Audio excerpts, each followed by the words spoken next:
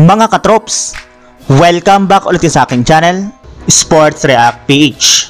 At ngayon nga ay pag-uusapan natin ang balitang jackpot nga na po ang Philadelphia 76ers sa kanilang bagong lineup. Pag-uusapan na rin nga natin dito sa ating panibagong video ang balitang nag-trade na nga na po sana ng Los Angeles Lakers at Golden State Warriors.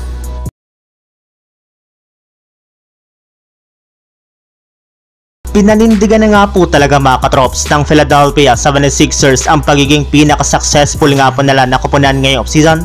Sa dami ng mga malalaking pangalan sa NBA ang kanilang nakuha sa loob ng free agency market, simula kina Paul George, Eric Gordon, Caleb Martin, Reggie Jackson at si Andre Drummond.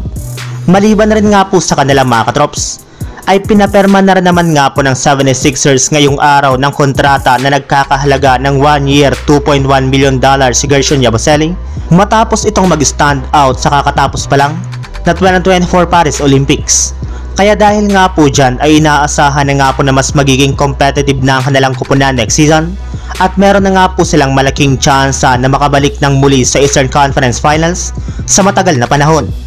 Ngunit hindi rin naman nga po ibig sabihin nito na magdudumina agad sila sa East, lalo pat meron para naman ngang mga teams ang magpapahirap sa kanila dito, kagaya na lamang ng Milwaukee Bucks at ang ating defending champions na Boston Celtics. Samantala, punta naman tayo sa ating sunod na pag-uusapan sa balitang nag-trade na nga na po sana ang Los Angeles Lakers at Golden State Warriors. Kahit man nga po mga katrops merong naghihintay kay Stephen Curry na bagong contract extension sa Golden State Warriors, ay malaki para naman nga po ang posibilidad na hindi niya ito kunin. Yes, kung sakali man nga po na manatili sila sa ibaba ng standings ng Western Conference, ay dito na nga po mangyayari ang pinaka-kinakatakutan ng kanilang mga fans na pag-alis sa kanila ni Stephen Curry once na maging isa na nga po itong ganap na restricted free agent sa darating na taong 2026. And speaking of 2026 mga katrops, gaya nga po ng naibalita ko sa inyo, sa taong ito rin naman nga po magtatapos ang kontrata na LeBron James sa Los Angeles Lakers. Sa madaling salita, pareho na nga po sila ditong magiging free agent, at kapag nangyari nga po iyan ay ito na nga po nag-iisa at huling pagkakataon para magsama silang dalawa sa isang kupunan bago sila magretiro gaya ng nire-request ngayon ng kanilang mga fans.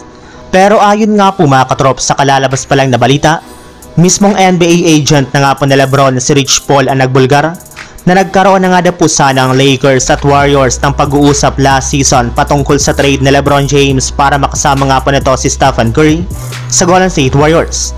Ngunit mismong si Rich Paul na rin naman nga na po nagpahinto at pumigil na mangyari ang ganitong klaseng ideya.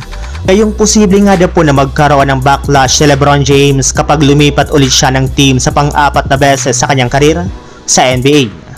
So yun lang mga katrops, ang handog kong story ngayong araw.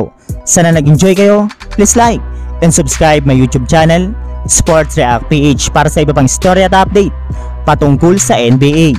Kita-kits muli sa ating susunod na video.